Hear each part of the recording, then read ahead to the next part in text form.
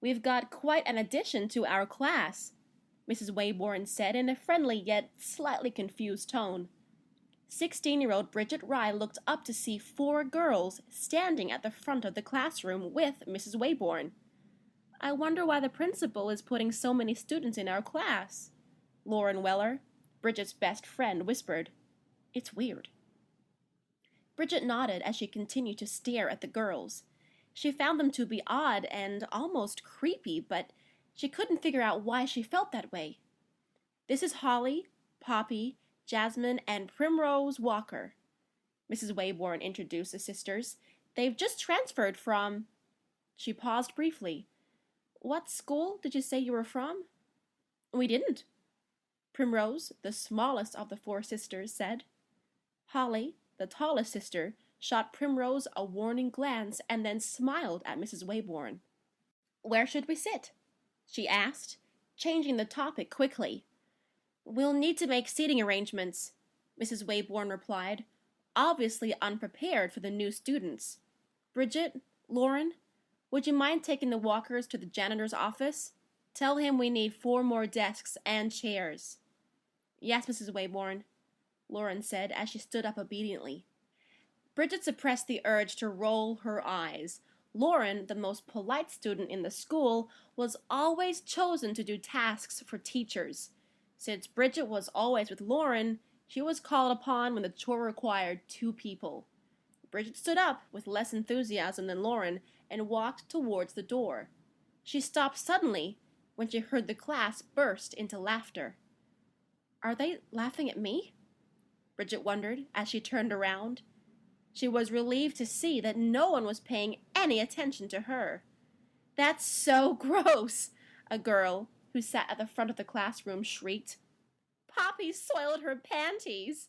another boy choked out. He was laughing so hard that tears flowed down his face. "What are you talking about?" Poppy asked her sisters in confusion.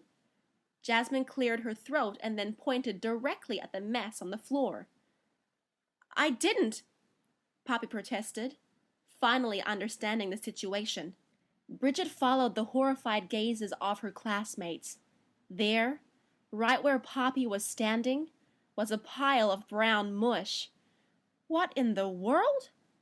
Bridget exclaimed in shock. "I'll show you the way to the bathroom," she hurried to offer. Bridget hadn't intended to embarrass Poppy even more with her comment, but it appeared as if she had. "I didn't soil myself," Poppy protested. Her face was now a dark shade of pink. "It's just mud." Poppy's claim only made the already hysterical boy laugh harder. His laughter was contagious, encouraging the other boys in the class to join him. Most of the girls looked on in disgust. Even Lauren looked like she was about to be ill. "That is enough, class," Mrs. Wayborn scolded. However, she was also looking paler than usual. "I think we should get the chairs and desks now," Lauren commented, trying to save Poppy's feelings. "Tell the janitor that we need a mop and perhaps a change of pants for Poppy," Mrs. Wayborn instructed as Bridget, Lauren, and the Walkers began to leave the classroom. "It really is mud," Holly said once they were in the hallway.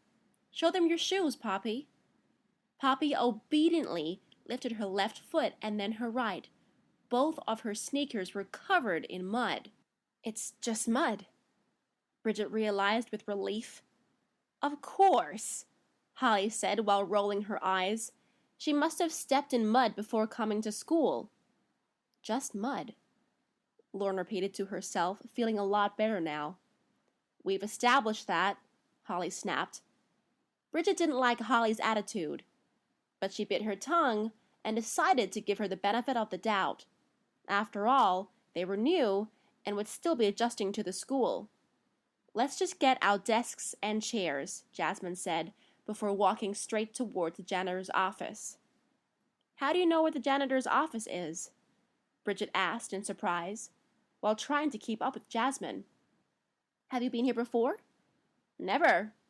But I guess you could say I have an instinct that tells me where to go," Jasmine replied mysteriously. Bridget was confused by Jasmine's comment, but she was even more confused when she saw Holly give Jasmine a warning glance. "Can we just go to the janitor's office?" Primrose whined like a 4-year-old. "Stop whining," Holly scolded, as if Primrose's behavior was completely normal for an 11th grader. "There's no rush. The janitor won't be there for another 10 minutes. He's running late." "How do you know that?" Bridget replied, suspiciously. "I just do," Holly replied. When the 6 girls reached the janitor's office, Bridget was shocked to discover that the janitor was indeed 10 minutes late. What's going on here? She wondered in bewilderment.